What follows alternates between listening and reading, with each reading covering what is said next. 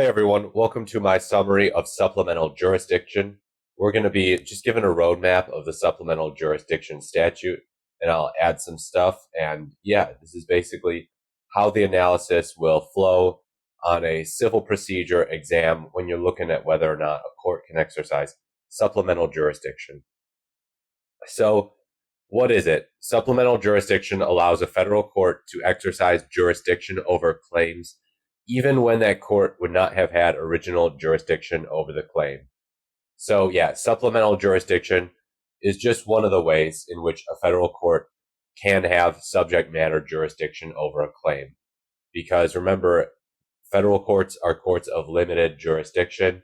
They need to have subject matter jurisdiction given to them by the Constitution. And so the Congress has passed a supplemental jurisdiction statute to essentially give subject matter jurisdiction in certain cases to federal courts in these unique instances that they believe it would be right, that it would be suitable, and the Supreme Court has to follow that statute and interpret it. So the statute, 28 USC section 1367, it provides that federal district courts have supplemental jurisdiction over all other claims that form part of the same Article 3 case or controversy. This includes claims through joinder. However, there are some exceptions to this. And so, yeah, keep in mind that Article 3 says that's the language case or controversy. And so Supreme Court cases like Gibbs from the 60s, they use the term nucleus of operative facts basically to mean case or controversy because it comes from the same set of facts. And therefore, it's looked at the same under Article 3 of the Constitution. So, what are the exceptions? When original jurisdiction is only based on diversity, courts cannot exercise supplemental jurisdiction over claims from plaintiffs against parties joined under Rule 20 or impleaded under Rule 14. So, subsection B tells us that. And then subsection C also tells us that supplemental jurisdiction is a discretionary doctrine, and courts can still decline to exercise supplemental jurisdiction over a claim under certain circumstances. Circumstances where Congress has found that, yeah, it would not be all that important or helpful to have supplemental jurisdiction. And these are the exceptions. First, the claim could raise a novel or complex issue of state law, and we want the state courts to be the ones deciding issues of state law, especially novel or complex issues of state law. The claim substantially predominates over the claim or claims over which the district court has original jurisdiction. The district court has dismissed all claims over which it has original jurisdiction.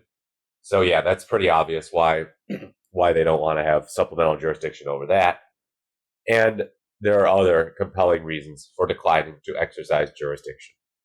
So that is your good old catch-all that they throw in there for courts to decline to exercise supplemental jurisdiction.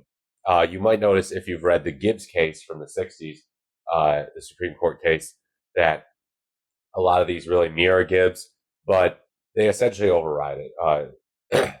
Gibbs is still relevant for his historical purposes, but this statute is basically where all of your analysis is going to come for supplemental jurisdiction purposes. You notice I didn't cite any cases in this analysis.